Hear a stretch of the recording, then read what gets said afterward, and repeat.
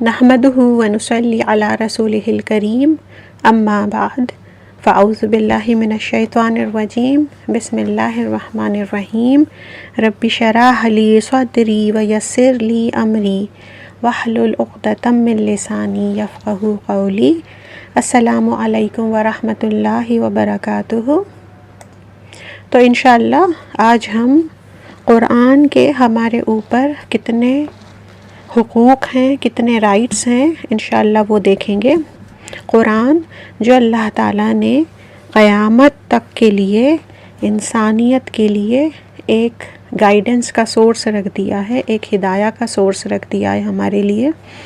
اس سے پہلے بھی اللہ تعالیٰ نے کتابیں پیغمبروں پر نازل کی تھیں، لیکن ان کتابوں میں رد و بدل، سبٹریکشن، ایڈیشن ہو گئے، اس لیے ان کتابوں کی اوتھینٹسٹی پر ایک کویسچن مارک آ گیا۔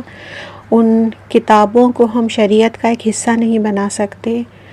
تو اللہ تعالیٰ نے قرآن کو نازل کیا کہ یہ قرآن کے جس کے لیے اللہ تعالیٰ نے حفاظت کے لیے خود اپنی ذمہ داری لی ہے کہ ہم اس کی حفاظت کریں گے اور روز قیامت تک اس میں کوئی رد و بدل نہیں ہوگی۔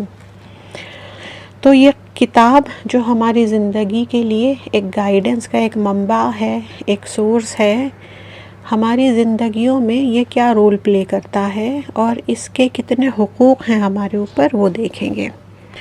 تو قرآن کے ہماری زندگی پر، انسان کی اس حیات پر 6 حقوق ہیں۔ سب سے پہلا حق ہے ایمان، کہ اس قرآن پر ایمان لانا کہ یہ اللہ تعالیٰ کی طرف سے بھیجی گئی کتاب ہے۔ دوسرا حق ہے اسے پڑھنے کا، کہ جس طرح سے اسے پڑھنا چاہیے، حق تلاوتی ہی اس طرح سے پڑھنا۔ تیسرا حق ہے سمجھ کر پڑھنے کا، انڈرسٹینڈنگ کا، کہ اسے سمجھنا کہ اس کا کیا میٹر ہے، اس کا سبجیکٹ کیا ہے اور کیا ریزن ہے جو آیتیں یہ اتری ہیں۔ چوتھا حق ہے کہ اس پر عمل کریں، ان جو آیتیں پڑھ لی ہیں، جو سمجھ میں آ گئی ہیں آیتیں، پھر اسے اپنی زندگیوں میں شامل کریں۔ پانچواں حق ہے کہ پھر جب آپ نے اپنی زندگی میں شامل کر لیا ہے، اسے قوت کے ساتھ پکڑ لیا ہے ان آیتوں کو، تو پھر اسے دوسروں تک پہنچائیں۔ ابلاغ، پریچ کرنا، دوسروں تک بھی اس میسج کو پہنچانا۔ اور چھٹا اور آخری حق ہے کہ یہ آپ کے ہاتھوں میں ایک خزانہ ہے، اللہ تعالیٰ کی طرف سے ایک بہت بڑی نعمت ہے، تو پھر چاہیے کہ ہم خوش ہوں۔ قرآن کی آیت میں سورہ یونس میں اللہ تعالیٰ کہتے ہیں کہ پھر چاہیے کہ فَلْيَفْرَحُوا، کہ پھر وہ خوش ہوں کہ یہ ان کے پاس ہے، اس سے بڑا اور کوئی خزانہ نہیں ہے۔ تو اگر یہ 5 حقوق آپ ادا کر چکے ہیں، یعنی آپ کو اس پر ایمان ہے، آپ اسے پڑھنے کا حق ادا کرتے ہیں، آپ اسے سمجھنے کا حق ادا کرتے ہیں، آپ اس پر عمل کرتے ہیں، آپ اسے لوگوں تک پہنچاتے ہیں کسی بھی لیول میں، اپنی کیپیسٹی میں، تو پھر آپ کو اس چیز پر بہت زیادہ خوش ہونے کی ضرورت ہے، بہت زیادہ اطمینان کی ضرورت ہے، اور بہت زیادہ یہ فریحہ جو ہوتا ہے یعنی دل کی خوشی، کہ آپ کو اس پر دل سے خوش ہونا ہے کہ آپ اس آسمانی کتاب میں، اللہ تعالیٰ کے اس کلام میں آپ انوالو ہیں، آپ کا انگیجمنٹ اس یونیک کتاب میں، اس اللہ تعالیٰ کی اسپیچ میں آپ کا ایک انوالومنٹ ہے۔ تو پہلا ہم دیکھیں گے کہ پہلا حق کیا ہے۔ تو اس پر ہمیں پورا بیلیف ہونا چاہیے، اس پر پورا ایمان ہونا چاہیے۔ اس کتاب کی بگننگ ہی ان آیتوں سے ہوتی ہے کہ ذالک الکتاب لا ریب فیہ ھدی للمتقین، کہ یہ کتاب جو ہے اس میں لا ریب فیہ، اس میں کوئی بھی شک کی گنجائش نہیں ہے۔ ریبہ کسے کہا جاتا ہے؟ ایسا شک، ایسا ڈاؤٹ جو دلوں کا اطمینان ختم کر دے، جو دل میں ایک بے چینی ڈال دے، ایک ریسٹلیسنس ڈال دے کہ میں کیسے اس پر بھروسہ کروں۔ کوئی چیز پر جب ہمارا ٹرسٹ نہیں ہوتا ہے، بھروسہ نہیں ہوتا ہے، تو جو بے چینی ہوتی ہے تو اسے ریبہ کہا جاتا ہے۔ تو قرآن کی ابتدا میں ہی اللہ تعالیٰ یہ جسٹ لائک اے ڈسکلیمر ہے کہ اب جو آپ کتاب پڑھنے جا رہے ہو اس میں کوئی بھی شک کی کوئی گنجائش نہیں ہے۔ یہ مکمل اور کامل اللہ تعالیٰ کی طرف سے، جو سب سے کائنات کی سب سے بڑی ہستی ہے، اس کی طرف سے ڈائریکٹ ہے، یہ ہماری ہدایت کے لیے ہے، اس لیے اس میں کوئی شک کی بات نہیں ہے۔ اور یہ ھدی للمتقین، ہدایت ہے متقین کے لیے۔ یعنی کہ قرآن پورا پڑھنے کے بعد بھی اگر کسی انسان کو ہدایت نہیں ملی ہے تو پھر یہ کتاب کی طرف سے نہیں ہے، بلکہ وہ انسان کی طرف سے ہے کہ وہ انسان جو ہے وہ تقویٰ کے لیے اس نے نہیں پڑھا تھا، اس نے اللہ تعالیٰ پر ایمان رکھتے ہوئے نہیں پڑھا تھا، اس لیے اسے ہدایت نہیں ملی۔ کیونکہ یہاں پر اللہ تعالیٰ کہہ رہے ہیں کہ ہدایت ہے کس کے لیے؟ اسپیسیفکلی، خاص طور پہ ان کے لیے ہدایت ہوگی، ان کے لیے یہ کتاب پڑھنے کے بعد ہدایت کے راستے کھلیں گے کہ جو متقین ہیں، جن کا اللہ تعالیٰ پر تقویٰ ہے، جو اللہ کانشیس ہیں۔ اور یہ کتاب کی اوتھینٹسٹی کے لیے اللہ تعالیٰ سورہ حجر میں آیت نمبر 9 میں کہتے ہیں اِنَّا نَحْنُ نَزَّلْنَا الذِّکْرَ وَإِنَّا لَهُ لَحَافِظُونَ۔ اِنَّا نَحْنُ نَزَّلْنَا، 3 بار اللہ تعالیٰ نے اپنا ضمیر شان استعمال کیا ہے اپنے لیے، اپنے آپ کو، اپنی ذات کو۔ یہ سینٹنس میں 3 بار ڈالا ہے کہ اِنَّا، ہم نے ہی، نحنو، ہم نے، نزلنا، ہم نے ہی نازل کیا ہے کس چیز کو؟ الذکر کو، یعنی قرآن کو۔ وَإِنَّ، اور ہم ہی، لَهُ لَحَافِظُونَ، ہم ہی ضرور بضرور، شیورلی اس کتاب کے لیے حفاظت کرنے والے ہیں۔ تو اس لیے اس کتاب پر ایمان لانا، زبان سے اقرار کرنا، دل سے تصدیق کرنا کہ یہ اللہ تعالیٰ کی طرف سے آئی ہوئی کتاب ہے، اللہ تعالیٰ کا کلام ہے، اللہ تعالیٰ کی اسپیچ ہے یہ، اور اپنی اس آخری کتاب، کیونکہ اب اس کتاب کے بعد کوئی دوسری کتاب نہیں آنے والی ہے، آخری انسان جو قیامت تک پیدا ہوگا اس کے لیے بھی یہ مکمل جو کوڈ آف لائف ہے یہ، تو یہ اللہ تعالیٰ کی طرف سے ہے، اس چیز پر ایمان۔ اور اللہ تعالیٰ نے اس کتاب کے لیے رسول اللہ صلی اللہ علیہ وسلم کو چنا، جبرائیل علیہ السلام کے ذریعے رسول اللہ صلی اللہ علیہ وسلم کے دل مبارک پر اس کلام کو نازل کیا، پھر اسے تھوڑا تھوڑا نازل کیا، 23 ایئرز میں ایک ساتھ نہیں اتارا، بلکہ جب جس طرح ضرورت پڑی اس کلام کے ایک ایک حصے کو اتارا گیا۔ مکہ کے 10 سال اور مدینہ کے 13 سال میں اس قرآن کو مکمل کیا گیا۔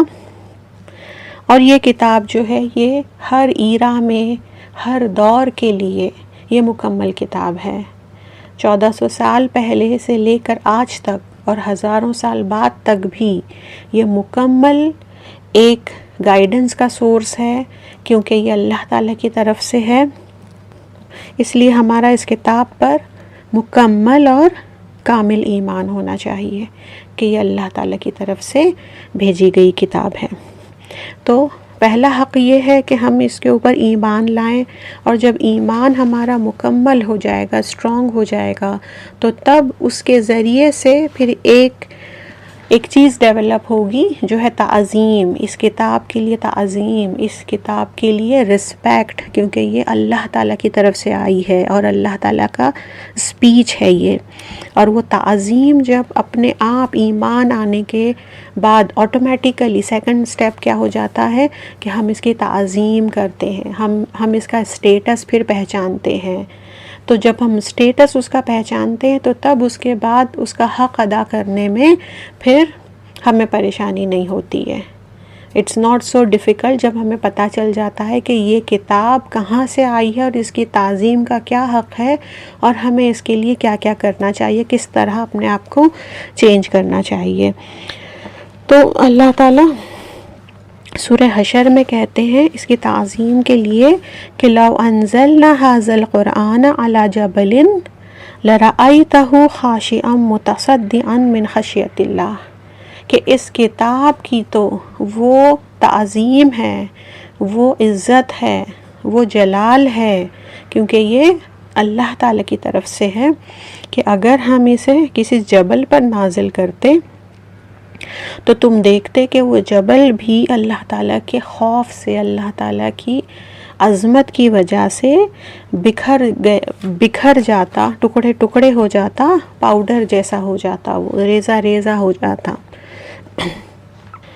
پھر اس کا وہ سٹیٹس ہے، اس کا نازل کرنے کا کیا پرپس ہے، وہ اللہ تعالیٰ سورہ ابراہیم میں آیت نمبر 1 میں بتا رہے ہیں کہ کتاب انزلناہ الیک لتخرج الناس من الظلمات الی النور باذن ربہم الی صراط العزیز الحمید، کہ یہ تو وہ کتاب ہے کہ ہم نے اسے نازل کیا ہے آپ پر تاکہ آپ لوگوں کو نکالیں، من الظلمات اندھیرے میں سے نکالیں، کس طرف لائیں؟ نور کی طرف لائیں، باذن ربہم ان کے رب کے حکم سے، ان کے رب کے امر سے، ان کے رب کی پرمیشن سے، الی صراط العزیز الحمید، کس راستے کی طرف؟ کہ جو راستہ جو ہے بہت ہی پریز وردی ہے اور بہت ہی عزت والا ہے۔ اور پھر ہمارے لیے یہ کتاب میں کیا پیغام ہے؟ تو سورہ انعام آیت نمبر 55 اللہ تعالیٰ کہتے ہیں وَهَذَا كِتَابٌ أَنزَلْنَاهُ مُبَارَكٌ فَاتَّبِعُوهُ وَاتَّقُوا لَعَلَّكُمْ تُرْحَمُونَ، کہ یہ جو کتاب ہے کہ جو ہم نے نازل کی ہے آپ کی طرف، تو اس کی اتباع کرو، وَاتَّقُوا اور خوف کھاؤ اور ڈرو تاکہ تم پر رحم کیا جائے۔ تو ہم نے اس قرآن کا پہلا حق دیکھا کہ اس پر ایمان لانا ضروری ہے، اس پر ایمان کہ یہ اللہ تعالیٰ کی طرف سے ہے، پھر اس کی تعظیم کہ اس کا درجہ کیا ہے، یہ اللہ تعالیٰ کا کلام ہے، اللہ تعالیٰ کا اسپیچ ہے، یہ اس کی تعظیم، اس کا سٹیٹس کیا ہے، ہماری زندگیوں میں یہ کیا درجہ رکھتا ہے، کیا معنی رکھتا ہے، اور پھر اس کے بعد اس کا پرپس کیا ہے، ہم کہاں پر کھڑے ہیں اس کتاب کے لیے، یہ کتاب ہماری زندگیوں میں کیا رول پلے کرے گا، اس کا مقصد کیا ہے، کس طرح ظلمات سے نور کی طرف یہ ہمیں لے جائے گا، یہ ساری چیزیں فرسٹ رائٹ میں آ جاتی ہے۔ کہ فرسٹ رائٹ کیا ہے کہ اس کتاب پر بیلیف رکھنا، اس کتاب پر ایمان رکھنا کہ یہ اللہ تعالیٰ کی طرف سے آئی ہے اور ہم لوگوں کو نور کی طرف لے جانے کے لیے آئی ہے۔ تو وہاں پر پھر میرا کیا رد عمل ہوتا ہے، میرا کیا عمل ہوتا ہے کہ میں اس کتاب کے ذریعے سے کتنا میں اپنے آپ کو ہدایت پر لاؤں، کتنا میں ظلمات سے نکلوں اور کتنا نور کی طرف آؤں۔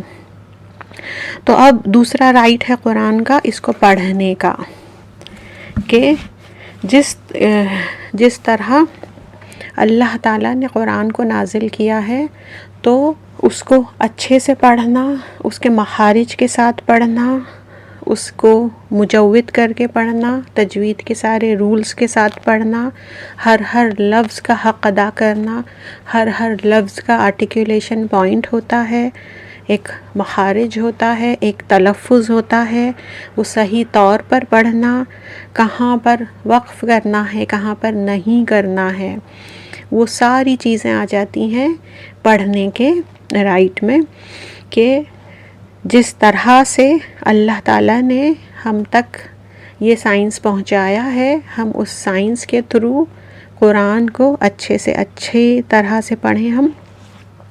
تو قرآن کی بگننگ ہی اس لفظ سے ہوئی ہے، اس حکم سے ہوئی ہے کہ اقرا، کہ پڑھو تم، اس حکم سے ہوئی ہے، اقرا بسم ربک الذی خلق۔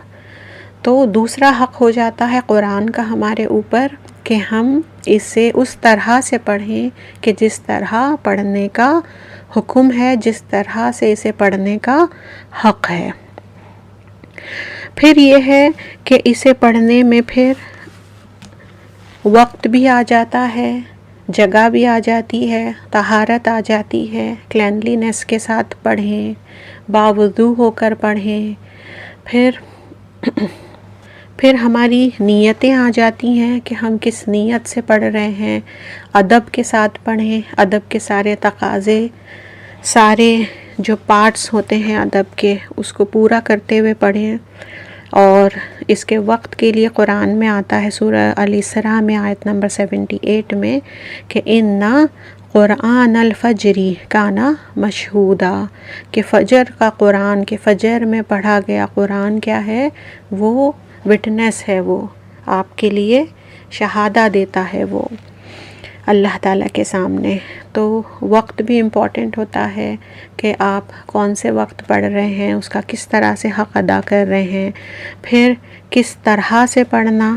تو ہم دیکھتے ہیں کہ قرآن میں آتا ہے وَرَتِّلِ الْقُرْآنَ تَرْتِیلًا، کہ قرآن کو رک رک کر پڑھو، یعنی یہ کوئی ایسی ورلڈلی بک نہیں ہے، کوئی کامن سی بک نہیں ہے کہ آپ اسے بس پڑھتے جائیں and for the sake of reading آپ پڑھتے جائیں۔ یہ ہر لفظ پر ایک ایک جو اس کا لیٹر ہے، ایک ایک جو سینٹنس ہے، وہ آپ کے لیے ہدایت ہے، آپ کے لیے ایک ٹارچ بیئرر ہے۔ تو آپ اسے رک رک کر اور سارے جتنے اس کے گائیڈنس کی چیزیں ہیں وہ اپنے آپ میں لیتے ہوئے آپ اسے پڑھیں۔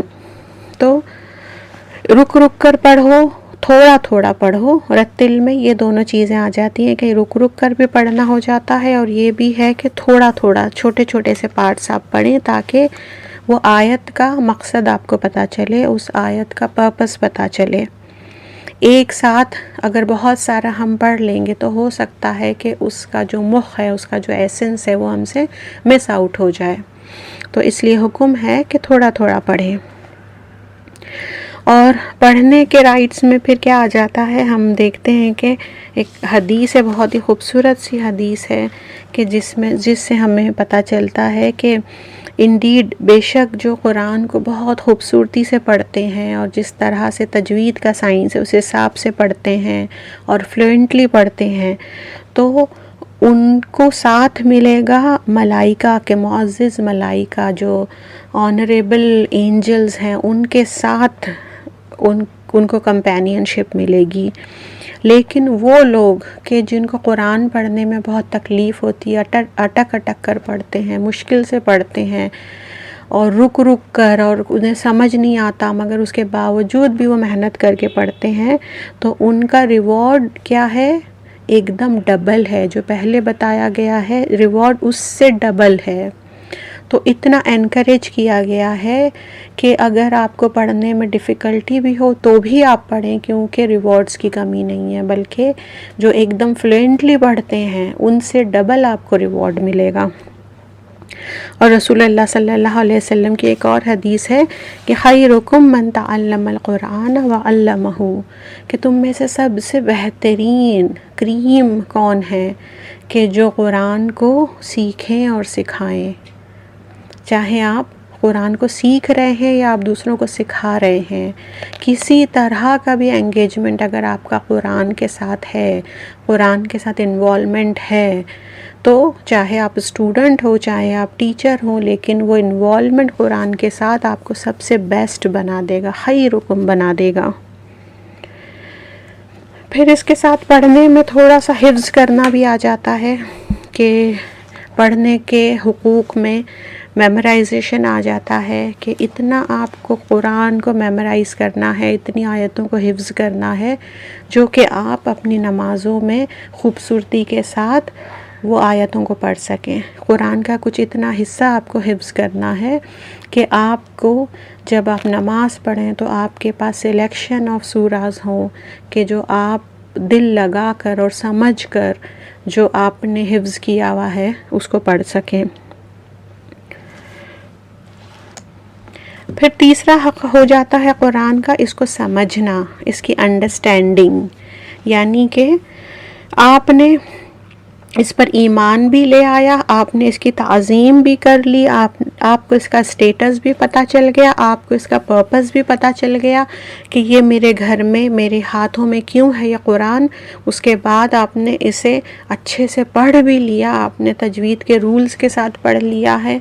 اس کے بعد یہ حق ہوتا ہے کہ آپ اسے سمجھیں، کہ سمجھ کر پڑھیں۔ ایون دو ہمارے پاس ٹرانسلیشن کاپیز ہوتی ہے، لیکن ٹرانسلیشن والا قرآن جب آپ پڑھتے ہو تو قرآنی آیتوں کو آپ دیکھتے ہو from the eyes of translator, کہ جس نے ٹرانسلیٹ کیا ہے قرآن کی آیتوں کو، آپ ان کے پرسپیکٹیو سے، ان کے پوائنٹ آف ویو سے آپ قرآن کی آیتوں کو دیکھ رہے ہو۔ جبکہ قرآن اس لیے نہیں نازل ہوا ہے کہ آپ دوسرے کی نظر سے آپ قرآن کو پڑھیں۔ قرآن جو ہے آپ کا اپنے رب کے ساتھ 1 to 1 ریلیشن بناتا ہے۔ تو آپ اگر اس قرآن کے پہلے کے حقوق ادا کر چکے ہیں، جیسے آپ کو ایمان ہے کہ یہ اللہ تعالیٰ کی طرف سے میری ہدایت کے لیے ہے، آپ اس کی تعظیم بھی کر چکے ہو، تو پھر آپ کا یہ فرض ہوگا کہ آپ ٹرانسلیشن پر ہی اکتفا نہیں کرو گے، پھر آپ جد و جہد کرو گے، اسٹرگل کرو گے کہ مجھے کسی طرح پتہ چل جائے کہ میرا رب ان آیتوں کے ذریعے مجھے کیا کہہ رہا ہے اور میرا کیا رول ہے۔ اب میرے رب نے میرے لیے کتاب اتار دی ہے، میرے لیے ہدایت دے دی ہے، اب میرا کیا فرض ہوتا ہے کہ میں جانوں کہ کس طرح سے میری زندگی اور میری آخرت اچھی ہو سکتی ہے، اللہ تعالیٰ مجھ سے کیا چاہتا ہے کہ میں کس طرح سے زندگی بسر کروں، تو پھر اسے سمجھنے کا حق ہو جاتا ہے۔ اور قرآن جو نازل ہوا ہے وہ عربی زبان میں ہوا ہے، اور عربی زبان جو ہے on the face of this earth the most eloquent language ہے۔ اس کی رچنس جو ہے وہ اور ہمیں کسی اور لینگویج میں نہیں پتہ چلتی۔ اللہ تعالیٰ نے یہ معجزہ نازل کیا ہے، قرآن از میریکل۔ تو کس طرح سے میریکل ہے؟ اپنے اسٹائل میں، اپنے انداز بیاں میں، اپنے اندر جو سلیکشن آف ورڈز ہیں ان کے ذریعے، اور جو ہائیسٹ پیک ہے جو ادب کا اور جو سینٹنس کنسٹرکشن کا اور جو الفاظ کا، وہ میریکل ہے یہ قرآن میں، کہ جو جب تک ہم عربی کو نہیں سمجھیں گے ہمیں قرآن کی سویٹنس اور قرآن کی ایلوکوینس سے ہم بہت دور ہوں گے۔ اس سے پہلے اللہ تعالیٰ نے تمام پیغمبروں کو کوئی نہ کوئی اپنی ایک آیت دی، کوئی نہ کوئی اپنی ایک نشانی دی، کوئی نہ کوئی ایک میریکل دیا، تاکہ لوگ ان پر ایمان لائیں۔ کوئی انہونی سی چیز پیغمبر کے ساتھ کوئی میریکل دیکھ لیں، کوئی معجزہ دیکھ لیں، تو وہ وہیں پر اپنا سر جھکا دیں کہ ہاں یہ اللہ تعالیٰ کی طرف سے ہی ہے۔ جیسے کہ موسیٰ علیہ السلام کو اللہ تعالیٰ نے ایسے معجزے دیے تھے کہ وہ بڑے سے بڑے جادوگر لوگ ان کے آگے سر جھکا دیے تھے کہ آپ اللہ تعالیٰ کی طرف سے ہیں۔ وہ اسٹونشڈ ہو گئے تھے، مبہوت ہو گئے تھے۔ پھر عیسیٰ علیہ السلام کو اللہ تعالیٰ نے کیا دیا تھا؟ ان کی ایرا میں میڈیسن اپنے پیک پر تھا، تو اللہ تعالیٰ نے عیسیٰ علیہ السلام کو وہ نشانی دی تھی کہ وہ مردوں کو تک، جو ڈیڈ پرسن ہیں ان کو تک وہ زندہ کر دیتے تھے باذن اللہ۔ تو جب وہ چیز دیکھی تھی لوگوں نے تو پھر انہوں نے کہا تھا واقعی اللہ تعالیٰ کی طرف سے ہیں۔ تو رسول اللہ صلی اللہ علیہ وسلم کو کیا اللہ تعالیٰ نے میریکل دیا تھا کہ لوگ جو ہیں ان پر ایمان لائیں؟ تو یہی میریکل تھا قرآن، کیونکہ جب قرآن نازل ہوا تو اس وقت لٹریچر اور ادب اپنے پیک پر تھا، شعر و شاعری عرب جو تھے وہ بہت ان سب چیزوں میں حد سے زیادہ تھے وہ لوگ، اور انٹلیکچول لیول پر وہ لوگ ایک دوسرے سے شعر و شاعری کرتے تھے، اور اس کے ذریعے سے ہی وہ لوگ ایک دوسرے کو برتری کا احساس دیتے تھے، یا پھر یہ سمجھا جاتا تھا کہ یہ انسان انٹلیکچولی بہت ہائر درجے پر ہے۔ تو تب اللہ تعالیٰ نے یہ قرآن کو نازل کیا کہ جسے سن کر بڑے سے بڑے شعراء جو تھے، بڑے سے بڑے ادیب جو تھے، انہوں نے اس کی ایک لائن سنی تھی اور اسی وقت وہ ایمان لے آ گئے تھے کہ یہ یہ انسان کا کلام نہیں ہے، یہ ہو ہی نہیں سکتا ہے. اس میں اتنی بلاغت ہے، اس میں اتنی فصاحت ہے، اتنی رچنس ہے اس میں کہ کوئی انسان بنا ہی نہیں سکتا ہے. تو یہ ساری ایک قرآن جو ہے، یہ کتاب جو ہے ایک معجزہ ہے. یہ ہمیں کس طرح سے پتہ چلے گا؟ کیونکہ ہم تو ایک ٹرانسلیشن پڑھ کر ہم تو یہ سوچتے ہیں کہ بس ہم نے حق ادا کر دیا. اور ٹرانسلیشن جو ہے، قرآن ایک ایسی کتاب ہے کہ کوئی بھی ورلڈ کی کوئی بھی لینگویج اتنی رچ نہیں ہے، ورلڈ کی کسی بھی لینگویج کے پاس اتنے الفاظ کا ذخیرہ ٹریجر ہے ہی نہیں کہ اس قرآن کی ایک آیت کا ٹرانسلیشن کر سکے. یعنی ٹرانسلیشن اگر کسی چیز کا کریں، ایک دوسری لینگویج کا جب ہم ٹرانسلیشن کرتے ہیں، وہیں پر اس کی خوبصورتی ختم ہو جاتی ہے، وہیں پر اس کا جو یونیک سٹائل ہے وہ ختم ہو جاتا ہے. تو پھر تو یہ قرآن ہے کہ جو کائنات کی سب سے بڑی ہستی کا اپنا سٹائل ہے، اس نے اپنے انداز سے، یہ قرآن جو ہے یہ کوئی کتاب نہیں ہے کہ رسول اللہ صلی اللہ علیہ وسلم کے ہاتھ میں دے دی گئی. یہ صرف اور صرف اللہ تعالیٰ کی باتیں ہیں، کلام ہے، اور وہ اس میں صرف اور صرف گہرائی اور وہ اسٹائل اور انداز بیان جو ہے، جو بلاغت ہے، وہ معجزہ ہے قرآن کا، کہ جس سے کہ ہم بہت زیادہ دور ہیں. کیونکہ ہم تو عجمی لوگ ہیں. عربی جو ہے، عربہ کسے کہا جاتا ہے کہ وہ انسان کہ جس کے پاس انداز بیان ہے اور وہ اپنے بیان کو کرسٹل کلیئر طریقے سے سامنے والے کو پہنچا دے، بہت زبردست طریقے سے ایکسپریس کرے، وہ اسے عرب کہا جاتا ہے. اور عربی جو ہیں وہ نان عربک لوگوں کو کیا کہتے ہیں؟ عجمی. عجمی یعنی گونگے، میوٹ. تو وہ کہتے ہیں کہ تم لوگوں کے پاس تو عربی لینگویج ہے ہی نہیں، تو تم لوگ تو اٹس ایز اف کہ گونگے ہو. تم لوگ کس طرح اپنا ایکسپریس کر سکو گے، اپنے بیان کو آگے کسی کے آگے رکھ سکو گے، جبکہ تمہارے پاس تو وہ لینگویج ہی نہیں ہے جو ہمارے پاس ہے. تو ہم لوگ عجمی لوگ تو کیا کرتے ہیں، ہماری جو لمیٹڈ سی لینگویج ہے اس میں قرآن کو ٹرانسلیٹ کر لیتے ہیں، جس میں ساری خوبصورتی ختم ہو گئی. اور پھر ہم کس طرح سے پھر یہ دل پر اثر کرے گا؟ قرآن تو دل پر نازل ہوا ہے، اور قرآن تو دلوں پر اثر کر کے ہی دلوں کو بدلتا ہے، انسانوں کو بدلتا ہے، قوموں کو بدل دیتا ہے، ہسٹری بدل دیتا ہے، جغرافی بدل دیتا ہے. تو جب ہم اس کے انداز تک پہنچ ہی نہیں پاتے، اس کے ایلوکوینس تک نہیں پہنچ پاتے، تو ہم تک وہ اس کے قرآن کی ایز اے میریکل اور اس کی سویٹنس ہم تک پہنچ ہی نہیں پاتی ہے. اور نہ ہی ہم کبھی کوشش کرتے ہیں کہ ہم اس قرآن کو سمجھیں. اللہ تعالیٰ کہتے ہیں وَلَقَدْ يَسَّرْنَا الْقُرْآنَ لِلذِّكْرِ فَهَلْ مِن مُدَّكِرٍ، کہ ہم نے اس قرآن کو ذکر کے لیے، پڑھنے کے لیے بہت آسان بنا دیا ہے. تو ہے کوئی کہ جو اس سے نصیحت لے؟ اور عربک لینگویج جو ہے وہ بہت زیادہ ایزی لینگویج ہے.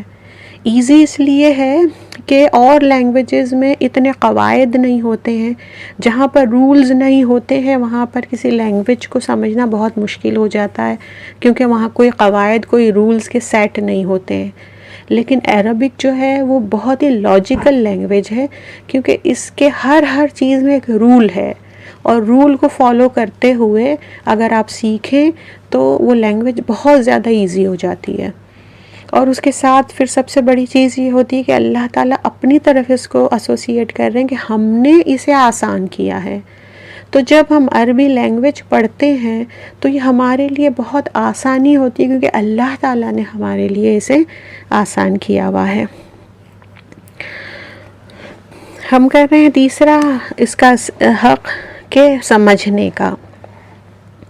تو اس میں پھر آ جاتا ہے کہ ٹرانسلیشن، تو پھر کیا ہو جاتا ہے ٹرانسلیشن میں؟ یہ ایک سیکنڈ ہینڈ لینگویج ہو جاتی ہے کہ ڈائریکٹ ایفیکٹ نہیں ہوتا ہے، اور پھر یہ اس میں وہ تاثیر نہیں رہتی ہے، کیونکہ کوئی دوسری لینگویج میں جا کے وہ تاثیر ختم ہو جاتی ہے، اور پھر دلوں کو انسپائر بھی نہیں کرتا. تو اس لیے ہماری زیادہ سے زیادہ کوشش ہونی چاہیے کہ چاہے کسی بھی لیول پر کتنی بھی آہستہ سے کتنے بھی سلو پیس پر ہم جائیں، لیکن ہمیں عربی سیکھنے کی نیت ضرور کرنی چاہیے تاکہ کچھ نہ کچھ ہم قرآن کو سمجھ سکیں۔ پھر اس میں آ جاتا ہے انڈرسٹینڈنگ میں تفسیر پڑھنا۔ تفسیر میں کیا ہو جاتا ہے کہ ہمیں پتہ چلتا ہے کہ یہ پرٹیکولر سورہ کب نازل ہوئی، اس کا ریزن کیا تھا، اس کے اسباب نزول کیا تھے، کون سے وقت نازل ہوئی تھی، یہ مکہ میں نازل ہوئی تھی یا مدینہ میں نازل ہوئی تھی، بیک گراؤنڈ کیا تھا، تو وہ سب ہمیں تفسیر سے پتہ چلتا ہے۔ پھر اس کے ساتھ ساتھ قرآن کو سمجھنے کے لیے ہمیں اتنا عربک لینگویج کا گرامر اور نحو سمجھنے کی ضرورت ہے کہ جس کے ذریعے سے ہمیں پتہ چلے کہ یہاں پر کون سا، اس سورہ میں، اس آیت میں گرامر کا کون سا رول ہے کہ جو یہ اس طرح سے کنسٹرکشن ہو رہا ہے سینٹنس کا۔ اور جب تک ہمیں عربک لینگویج کی تھوڑی بہت سمجھ نہیں آئے گی تب تک ہم قرآن کو اس کے صحیح طریقے میں، جو اس کا حق ہے، نہیں سمجھ پائیں گے۔ تو انڈرسٹینڈنگ کے لیے پھر اس میں فردر 2 اسٹیجز آ جاتے ہیں۔ پہلا تو آ جاتا ہے تذکر اور دوسرا آ جاتا ہے تدبر۔ تذکر میں کیا ہوتا ہے کہ یہی چیزیں آ گئی ہیں کہ آپ اسے سمجھنے کی کوشش کریں، آپ اس کو ٹرانسلیٹ کر کے پڑھیں، آپ اس کی تفسیر کریں، آپ اس کا گرامر دیکھ لیں، آپ تھوڑا فقہ دیکھ لیں، تاکہ یہ سمجھنے میں آپ کی آسانی ہو جائے کہ یہ آیتیں کیا، ان کا مقصد کیا ہے، ان کا پرپس کیا ہے۔ اور پھر تدبر یعنی کہ صرف تذکر یہ ہوتا ہے کہ آپ سورہ کے اور آیتوں کے اطراف میں رہیں، جو یہ سورہ آپ سے جو بات کہہ رہی ہے اس کو زیادہ سے زیادہ اچھے سے گہرائی میں سمجھنے کی کوشش کریں۔ اور تدبر یہ ہوتا ہے کہ کسی چیز کے بیہائنڈ دیکھنا، کسی چیز کے پیچھے دیکھنا، یعنی کہ غور و فکر کرنا اور بہت زیادہ اس کے اوپر کنٹمپلیشن کرنا، پونڈر کرنا کہ یہ آیت سے کیا مطالب ہیں، یہ آیت میری زندگی میں اس وقت کیا رول پلے کر رہی ہے، یہاں اس آیت میں کہاں پر کھڑا ہوں، اس آیت کے ذریعے میرا اللہ مجھ سے کیا چاہتا ہے، تو اسے تدبر کہتے ہیں۔ تو تدبر کرنا ہے تو یہ ہم نے 3 رائٹس کر لیا قرآن کے۔ پھر چوتھا حق ہے قرآن کا ہمارے اوپر عمل کرنا، ٹو ایکٹ اپون اٹ۔ قرآن کی جو آیتیں ہیں انہیں اپنی زندگی میں شامل کرنا، انہیں امپلیمنٹ کرنا اپنے زندگی کے ہر پارٹ میں۔ ہم نے پہلا حق ادا کر دیا الحمدللہ کہ ہمیں اس پر ایمان ہے۔ دوسرا ہم نے حق ادا کر دیا کہ ہم نے اسے بہت خوبصورتی سے پڑھ لیا، اس کے سارے رولز کے ساتھ۔ تیسرا یہ ہے کہ ہم اسے سمجھنے کی کوشش کرتے ہیں، اب ہمیں سمجھ میں آ گیا ہے، ایک آیت آپ کی سمجھ میں آ چکی ہے، تو اب اس آیت کا حق یہ ہے کہ آپ اسے اپنی زندگی میں شامل کریں۔ اب آپ سمجھ کر اس آیت سے آنکھیں نہیں پھیر سکتے ہیں، اپنے آپ کا رخ نہیں موڑ سکتے ہیں، کیونکہ آپ کو سمجھ آ گیا ہے مکمل طور پر کہ اللہ تعالیٰ آپ سے کیا چاہتے ہیں۔ تو آپ اس آیت کو اپنی زندگی میں امپلیمنٹ کریں۔ اور قرآن جو ہے، قرآن ایک حکم ہے، قرآن جو ہے حکیم ہے، تو قرآن کے جتنے بھی امر ہیں اسے اپنی زندگی میں شامل کرنے کے لیے پھر آپ کو کوشش کرنی ہوگی۔ یہ قرآن کا حق ہے آپ کے اوپر، چاہے پھر وہ آپ کی پرسنل لائف ہو، چاہے آپ کی کمیونٹی لائف ہو، چاہے آپ کی پروفیشنل لائف ہو، چاہے آپ کی خاندانی زندگی ہو، کوئی بھی حصہ ہو آپ کی زندگی کا، اس میں آپ کو قرآن کو شامل کرنا ہے۔ ہر جگہ، چاہے خوشی ہو، چاہے غم ہو، چاہے صدمہ ہو، چاہے صبر کے معاملات ہو، چاہے حکم کے معاملات ہو، چاہے موت کا معاملہ ہو، چاہے وصیت کے معاملات ہوں، ہر جگہ آپ کو قرآن کو ایز اے ٹارچ رکھنا ہے کہ یہاں پر اس وقت اس کنڈیشن میں اللہ تعالیٰ نے قرآن کے ذریعے سے مجھ تک کیا بات پہنچائی ہے، تو آپ کو اسے امپلیمنٹ کرنے کی ضرورت ہے۔ قرآن میں 3 جگہ ایک ہی حصے سے ایک ہی فریز سے یہ بات شروع ہو رہی ہے، ایگزیکٹ 3 جگہ پر، کہ قرآن کو جو اپنی زندگی میں امپلیمنٹ نہ کرے اس کے لیے کیا آتا ہے. سورہ مائدہ سب سے پہلے کہ وَمَن لَمْ يَحْكُمْ بِمَا أَنزَلَ اللَّهُ فَأُولَئِكَ هُمُ الْكَافِرُونَ. اس کے بعد المائدہ 45 وَمَن لَمْ يَحْكُمْ بِمَا أَنزَلَ اللَّهُ فَأُولَئِكَ هُمُ الظَّالِمُونَ. اور آیت 47 وَمَن لَمْ يَحْكُمْ بِمَا أَنزَلَ اللَّهُ فَأُولَئِكَ هُمُ الْفَاسِقُونَ. تو پہلے اللہ تعالیٰ نے کافرون کہا، پھر ظالمون کہا، پھر فاسقون کہا،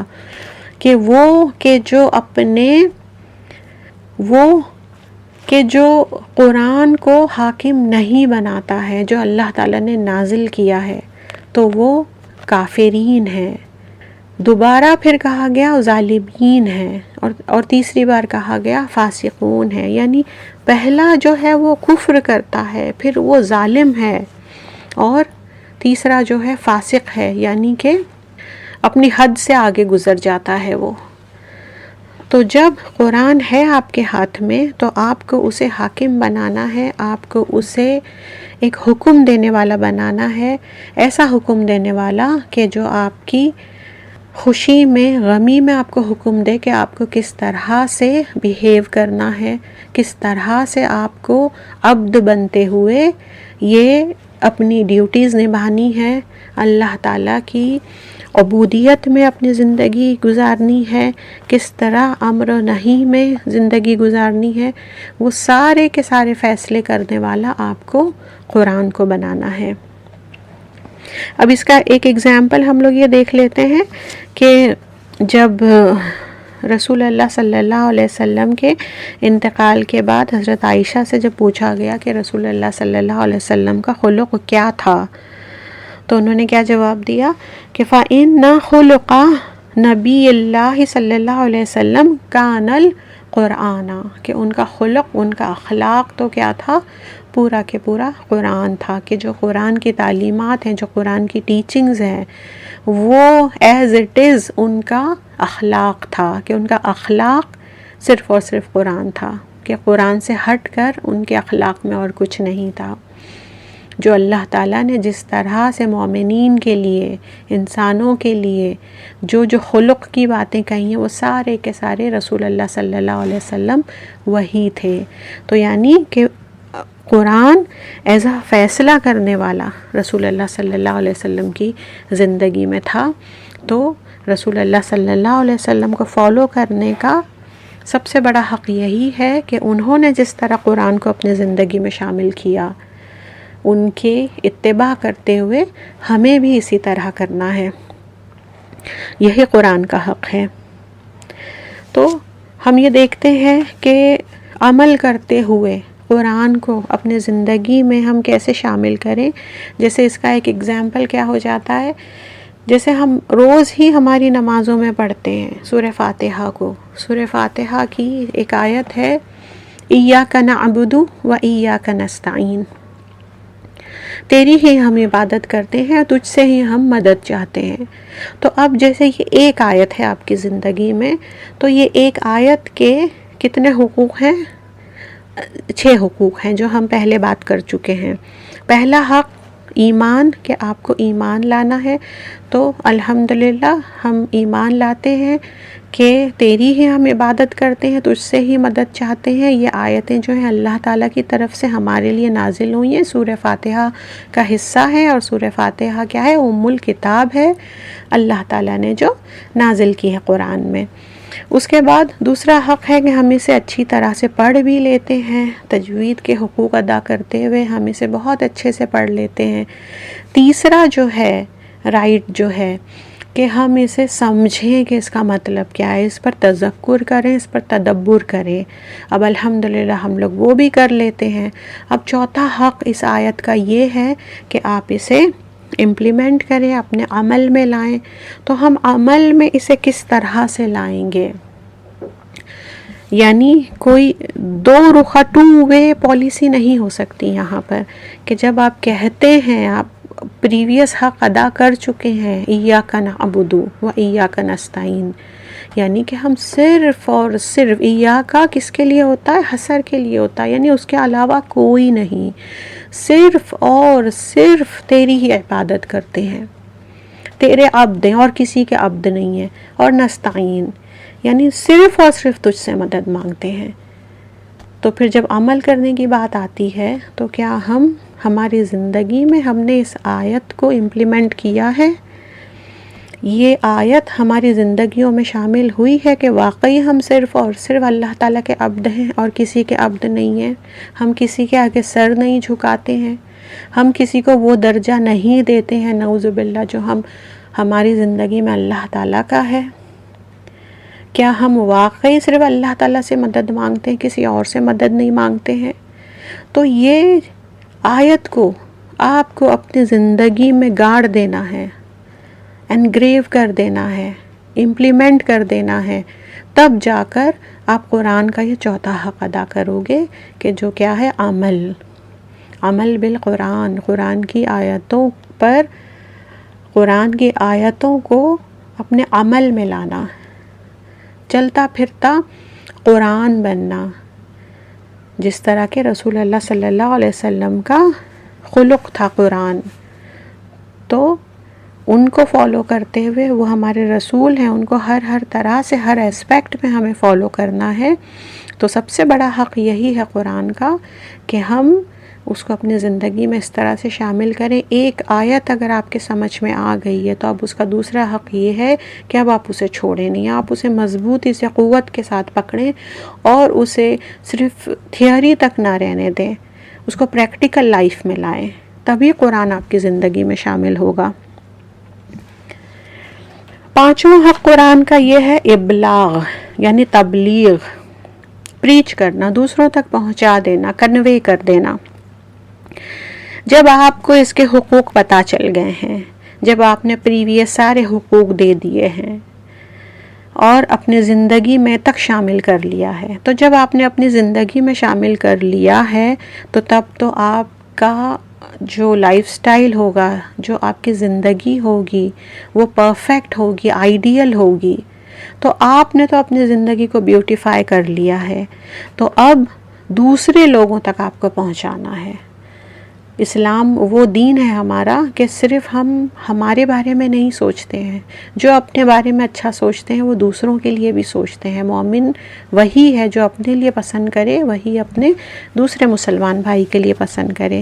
تو جب ہم تک یہ سویٹنس پہنچ گئی ہے، اتنی سویٹنس آ گئی ہے قرآن کی کہ ہمارا اس پر مکمل ایمان ہے، ہم اسے اس کے حق کے ساتھ پڑھتے ہیں، ہم اس کا جو حق ہے اتنا ہی سمجھتے ہیں، ہم اسے اپنی زندگیوں میں شامل کیے ہوئے ہیں، پریکٹیکل لائف میں ہمارے ہر جگہ، ہمارے ہر زندگی کے ہر حصے میں، چاہے وہ پرسنل لائف ہو چاہے پروفیشنل لائف ہو، اس میں قرآن ایز اے حاکم ہے، قرآن فیصلہ کرنے والا ہے ہمارے ہر معاملے میں، ہمارے گرے میں، وائٹ میں، بلیک میں، سب میں قرآن کی تعلیمات ہیں۔ قرآن جس طرح ہمیں حکم دیتا ہے ہم اس طرح سے فیصلہ کرتے ہیں، اس راہ کو چوز کرتے ہیں، اس پاتھ کو چوز کرتے ہیں، اس بات کو چوز کرتے ہیں، اس عمل کو چوز کرتے ہیں جو ہمیں قرآن سے ملتی ہے۔ تو پھر جب ہماری لائف الحمدللہ اس طرح سے پرفیکٹ ہو گئی ہے تو پھر دوسرا حق کیا ہے قرآن کا اس کے بعد؟ کہ ہم لوگوں تک پہنچائیں، کہ جو ڈارکنیس میں ہیں، جو قرآن سے بہت دور ہیں، جو ظلمات میں ہیں، تو ہم اسے نور کی طرف لائیں، کیونکہ رسول اللہ صلی اللہ علیہ وسلم خاتم النبیین ہیں، ان کے بعد کوئی رسول، کوئی پیغمبر، کوئی کتاب نہیں آنے والی ہے۔ اس لیے جو امت محمدی ہے صلی اللہ علیہ وسلم، ان پر یہ ذمہ داری سونپی گئی ہے کہ وہ اپنے مسلمان دوسرے بھائیوں کو جو اندھیرے میں ہیں ان کا ہاتھ پکڑ کر انہیں نور کی طرف لائیں۔ اس لیے جب تک یہ پیغمبروں والا کام ہم نہیں کریں گے تو ایز اے امہ بہت سارے لوگ گمراہی میں پڑے رہیں گے۔ اس لیے ہمارا فرض ہے اور قرآن کا یہ حق ہے کہ ہم اسے دوسروں تک پہنچائیں۔ رسول اللہ صلی اللہ علیہ وسلم نے کہا کہ بلغوا عنی ولو آیۃ، لوگوں تک پہنچا دو چاہے ایک آیت ہی کیوں نہ ہو. یعنی انکریجمنٹ کیا گیا کہ آپ ایک بھی آیت آپ تک پہنچ گئی ہے اور آپ اس کا مخ پا گئے ہو تو پھر آپ پر فرض ہے کہ آپ دوسروں تک پہنچاؤ. تو دوسروں تک آپ کس طرح سے پہنچائیں گے؟ یا تو ڈائریکٹ تبلیغ سے پہنچائیں گے، ایک دم ڈائریکٹ دعویٰ کرو گے آپ ان کو، یا پھر آپ اپنی نالج شیئر کرو گے، جتنا علم آپ تک پہنچا ہے آپ دوسروں کو دینے کی کوشش کریں گے. تو جب علم گہرائی میں جائے گا ان تک تو اپنے آپ ان کے لیے ہدایت کے دروازے کھل جائیں گے. اور آج کل تو کس طرح سے ہوتا ہے، سوشل میڈیا جو پلیٹ فارم ہے اس کے ذریعے سے آپ دین کا بہت سارا کام کر سکتے ہو، زیادہ سے زیادہ لوگوں تک پہنچ سکتا ہے آپ کا دعویٰ کا کام. اور یا آپ اپنے اخلاق سے بھی تبلیغ کر سکتے ہو. ضروری نہیں ہے کہ آپ قرآن کی کاپی ہاتھ میں لے کر لوگوں کو آپ دین کی طرف بلائیں. You are ambassador of Islam, you are representative of your دین. آپ کا اخلاق، آپ کی عادتیں، آپ کی پرسنالٹی چلتا پھرتا ایک اسلام ہوتی ہے. لوگ بعد میں آ کر آپ سے آپ کے دین کے بارے میں پوچھیں گے، پہلے وہ آپ کو جج کرتے ہیں کہ آپ فالوور ہیں اس دین کے تو آپ کس طرح سے ہیں. اور آپ ایک آئیڈیل پرسنالٹی ہوں گے، آپ کا اخلاق بہترین ہوگا تو آپ کو دعویٰ کی بھی ضرورت نہیں ہے. لوگ اپنے آپ سے انسپائر ہوں گے اور دین کی طرف آئیں گے. تو یہ اس طرح تبلیغ ہو سکتی ہے کہ اگر یہ اٹ ڈیپینڈس کہ آپ کے ہاتھ میں کتنی اتھارٹی ہے، کتنی نالج ہے، کون سا لیول ہے آپ کا کہ آپ کس طرح سے تبلیغ کر سکتے ہیں. تو کسی طرح بھی ہو، کسی بھی فارم میں ہو، لیکن آپ کو قرآن کو دوسروں کو پہنچانا ہے. تو یہ ہو گئے 5 حقوق قرآن کے. اب 6واں حق ہے اس کا کہ آپ کو خوش ہونا ہے کہ قرآن آپ کی زندگی میں ہے. اللہ تعالیٰ سورہ یونس میں آیت نمبر 58 میں فرماتے ہیں، قُلْ بِفَضْلِ اللَّهِ وَبِرَحْمَتِهِ فَبِذَلِكَ فَلْيَفْرَحُوا هُوَ خَيْرٌ مِّمَّا يَجْمَعُونَ.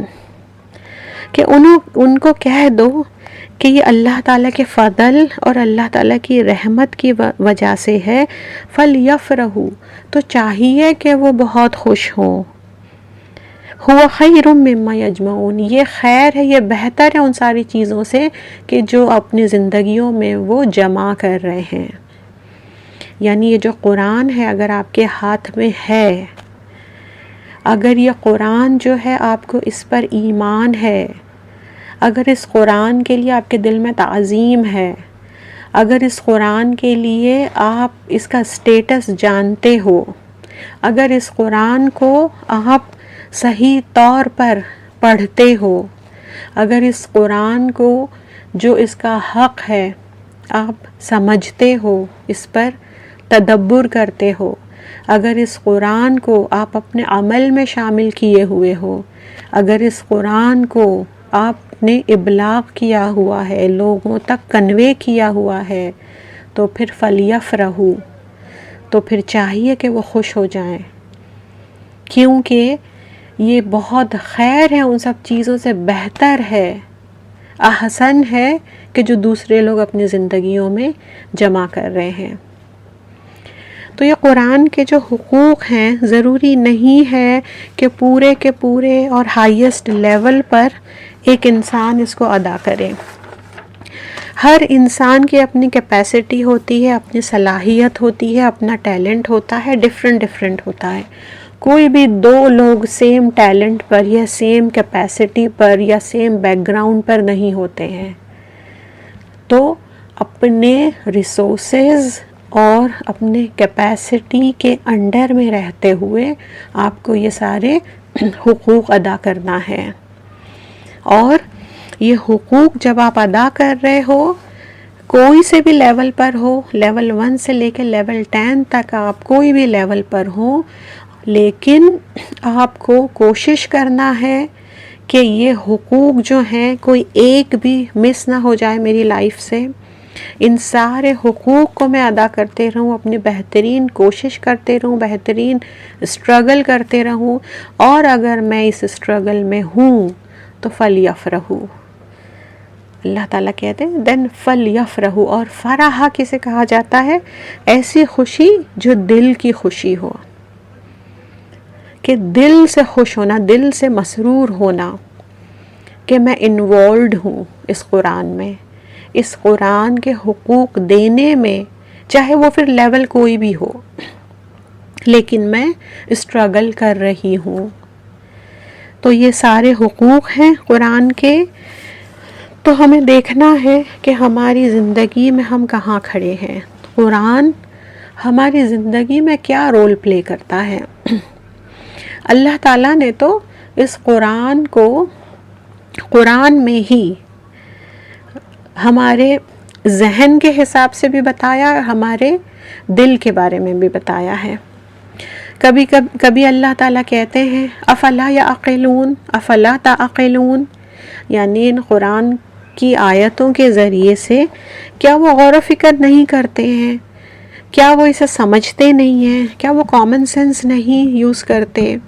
اور پھر کہیں فرمایا ہے اس قرآن کو اللہ تعالیٰ نے دلوں سے جوڑ دیا ہے، کہ اللہ تعالیٰ کہتے ہیں افلا یتدبرون القرآن ام علی قلوب اقفالها، کہ کیا یہ لوگ قرآن پر غور نہیں کرتے ہیں، اس کی آیتوں پر کنٹمپلیٹ نہیں کرتے، پونڈر نہیں کرتے ہیں، کیا ان کے دلوں پر تالے پڑے ہوئے ہیں؟ تو اللہ تعالیٰ ہمارے ذہنوں سے بھی سوال کرتے ہیں قرآن میں، اور ہمارے دلوں کے لیے بھی کہتے ہیں کہ ان کے دلوں پر تالے پڑے ہوئے ہیں، جب بھی یہ قرآن پر غور و فکر نہیں کرتے ہیں۔ تو یعنی کہ ہماری پرسنالٹی کا، مائنڈ بھی، ہماری مینٹل اسٹرینتھ بھی، اور ہمارے دلوں کے جو اسٹیٹ ہیں وہ بھی قرآن سے جوڑ دیے گئے ہیں۔ تو ہمیں یہ دیکھنا ہے کہ یہ قرآن ہماری لائف میں کیا رول پلے کرتا ہے، کیا جو اس کا حق ہے وہ میری زندگی میں ہے، یا پھر ہم نے ہمارے گھر میں سب سے اونچے والی شیلف پر اس قرآن کو رکھ دیا ہے کہ جو اگر کوئی لینا بھی چاہے تو نہ لے۔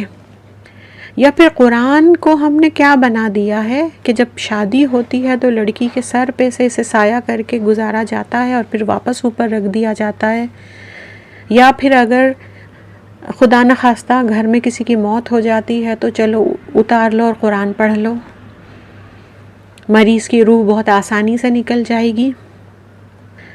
ہم لوگوں کی زندگیوں میں تو قرآن بس یہ ہو گیا ہے کہ جب ہمارے بچے پیدا ہوتے ہیں ہم مولوی صاحب سے ایک بار پڑھا دیتے ہیں اور ہمیں لگتا ہے کہ ہم نے ہمارا فرض پورا کر لیا ہے، جبکہ قرآن تو جو ہے آپ کی، جب سے آپ کا شعور جاگتا ہے تب سے لے کر آپ کی آخری سانس تک یہ آپ کا بیسٹ کمپینین ہونا چاہیے۔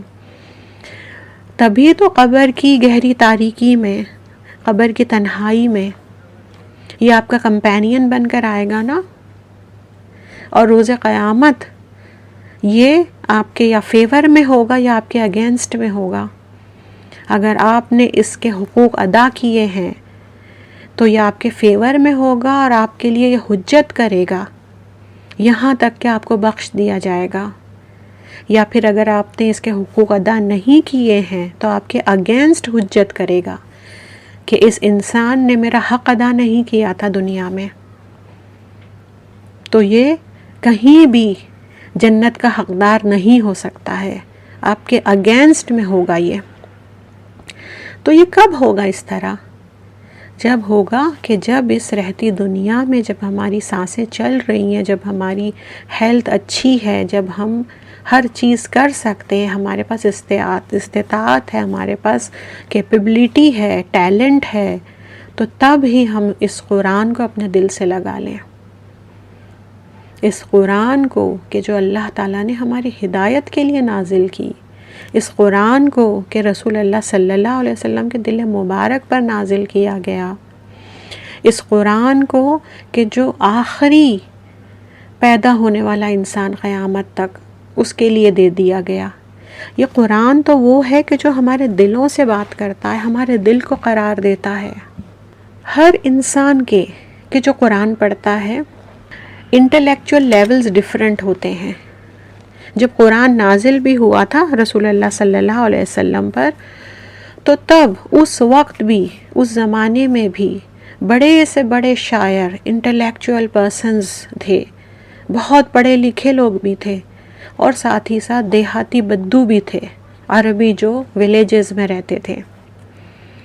لیکن قرآن نے کسی کا مینٹل لیول دیکھ کر ان کو ہدایت نہیں دی، بلکہ کوئی بھی ہو اس کے لیے ہدایت کا راستہ کھلا ہے. ہدی للمتقین. چاہے کوئی بھی ایرا ہو، چاہے کوئی بھی پیریڈ ہو، چاہے مین کائنڈ میڈیسن میں ایکسل کر رہی ہو، چاہے ٹیکنالوجی میں ایکسل کر رہی ہو، کسی بھی فیلڈ میں ہو مین کائنڈ، لیکن قرآن جو ہے کیونکہ یہ دلوں پر اثر کرتا ہے، اس لیے یہ انسان کو چینج کر کے رکھ دیتا ہے. رسول اللہ صلی اللہ علیہ وسلم نے اس قرآن کو ہاتھ میں لے کر کھڑے ہو گئے. ایز اے پرسن انہیں تنہائی پسند تھی، اسی لیے غار حرا میں وہ عبادت کرتے تھے، اور وہ عبادتیں کیا تھی؟ انفرادی تھی، پرسنل عبادتیں تھیں. لیکن اللہ تعالیٰ نے قرآن جب نازل کرنا شروع کیا، اقرا کہہ کر پڑھو، حکم آ گیا پڑھو، اور پڑھنے کے بعد حکم آ گیا چلو اب اپنی فیملی تک یہ پیغام پہنچاؤ، چلو اب پبلک تک یہ پیغام پہنچاؤ. اور رسول اللہ صلی اللہ علیہ وسلم نے قرآن کو ہاتھ میں لے کر کھڑے ہو کر لوگوں کی اصلاح کرنا شروع کیا، اور سارا کے سارا معاشرہ بدل دیا ایک اس کتاب کے ذریعے. اور رسول اللہ صلی اللہ علیہ وسلم کی وفات کے بعد صحابہ کرام نے رضی اللہ عنہم نے اس قرآن کو اپنی زندگیوں میں شامل کر کے اپنے ہاتھ میں لے کر ساری دنیا کا نقشہ ہی بدل دیا، ساری ہسٹری بدل دی گئی.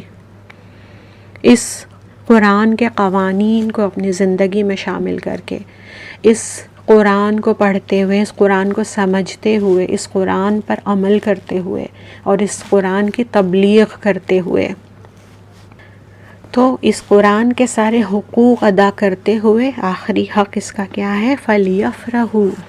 خوش ہو جاؤ. ایک مومن کہ جس کی زندگی میں قرآن حاکم کی طرح ہے، وہ دی موسٹ پازیٹیو پرسن ہوتا ہے، وہ بہت ہیپی پرسن ہوتا ہے، کیونکہ اسے پتہ ہوتا ہے کہ میری زندگی کے فیصلے کرنے والا کوئی سوسائٹی نہیں ہے، کوئی فیشن نہیں ہے، کوئی میری آئیڈیل پرسنالٹی نہیں ہے. میں سوسائٹی کا پیچھا نہیں کرتا ہوں، میں کسی تھیوری کا پیچھا نہیں کرتا ہوں، بلکہ میرے لیے وہ چیز ہے جو اللہ تعالیٰ نے میرے لیے حاکم بنائی ہے. اللہ تعالیٰ کا حکم ہے کہ اسے بنا لو حاکم. یہ وہ چیز ہے کہ جو ظلمات سے نور کی طرف لے کر آتی ہے. تو جس انسان کی زندگی میں یہ قرآن ہے، فَلْيَفْرَحُوا هُوَ خَيْرٌ مِّمَّا يَجْمَعُونَ. اصل خوشی یہی ہے. اصل خوشی دنیا پانے کی نہیں ہے، اصل خوشی دولت پانے کی نہیں ہے، اصل خوشی شہرت پانے کی نہیں ہے، فیم پانے کی نہیں ہے، پاور پانے کی نہیں ہے، بلکہ کیا ہے؟ ہمارے رب کے کلام کیا ہے؟ ہوا خیر مما یجمعون. ساری کی ساری چیزیں اس دنیا میں جو اویلیبل ہیں، وہ جمع کرنے کے باوجود یہ چیز جس نے جمع کر لی، قرآن کو جس نے جمع کر لیا، قرآن کو جس نے اپنی زندگی میں شامل کر لیا، اسی کے لیے ہے فرحہ ہونا، دل کی خوشی، دل کا اطمینان ہونا صرف اسے ہی نصیب ہے. دنیا بھر کی جو چیزیں ہیں انہیں کتنا بھی جمع کر لو، وہ فرحہ نہیں ہوا جا سکتا. تو یہ ہیں سارے حقوق قرآن کے جو ہمیں ادا کرنا ہے، اور کوشش کرنا ہے کہ کسی بھی لیول پر.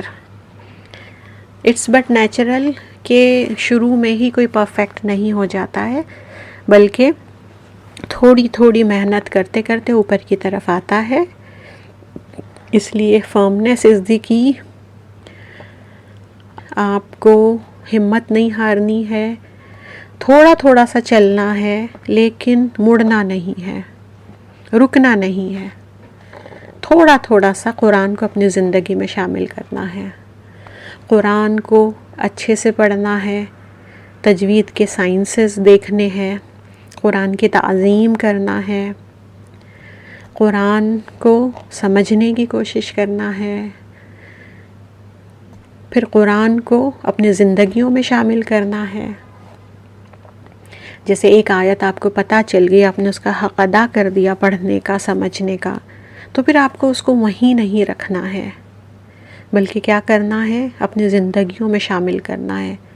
جیسے صحابہ کرام جو تھے رضی اللہ عنہم، وہ لوگ کیا کرتے تھے کہ جب تک ایک سورہ سمجھ نہ لیتے تھے، اس کو اپنی زندگیوں میں نہیں امپلیمنٹ کر لیتے تھے، وہ دوسرا سورہ نہیں پڑھتے تھے. حضرت عمر رضی اللہ عنہ کو اسی وجہ سے سورہ بقرہ 12 سال انہوں نے گزارے سورہ بقرہ کو سمجھنے میں، اس کے قوانین کو اپنی زندگی میں شامل کرنے. 12 ایئرز. کیونکہ جب قرآن کی ایک آیت سمجھ آ گئی، ایک سورہ سمجھ آ گئی ہے، تو پھر آپ انلیس کہ اس کو اپنی زندگی میں امپلیمنٹ نہ کریں، آپ اس کا حق نہیں ادا کر سکتے. تو اللہ تعالیٰ سے ہم دعا کرتے ہیں کہ اللہ تعالیٰ مجھے بھی، آپ سب کو بھی قرآن کو سمجھنے والا، قرآن پر عمل کرنے والا، قرآن کو دوسروں تک پہنچانے والا بنائے. اور اگر ہم یہ ساری چیزوں میں شامل ہیں، انوالو ہیں، تو پھر ہم سے بڑھ کر کوئی خوش ہو ہی نہیں سکتا ہے. دل کا اطمینان، دل کی خوشی ہو ہی نہیں سکتی ہے اگر ہم قرآن سے جڑے ہوئے ہیں. تو اللہ تعالی ہم سب کو عمل کرنے والا بنائے، اہل القرآن بنائے، اور اللہ تعالی قرآن کے ذریعے ہماری آخرت کے سفر کو آسان کرے، ہماری قبروں میں ہمارے نیک اعمال کو ہمارا ساتھی بنائے، اور اللہ تعالی ہم پر رحم کرے. سبحانک اللہم و بحمدک، نشہد ان لا الہ الا انت، نستغفرک و نتوب الیک. السلام علیکم ورحمۃ اللہ وبرکاتہ.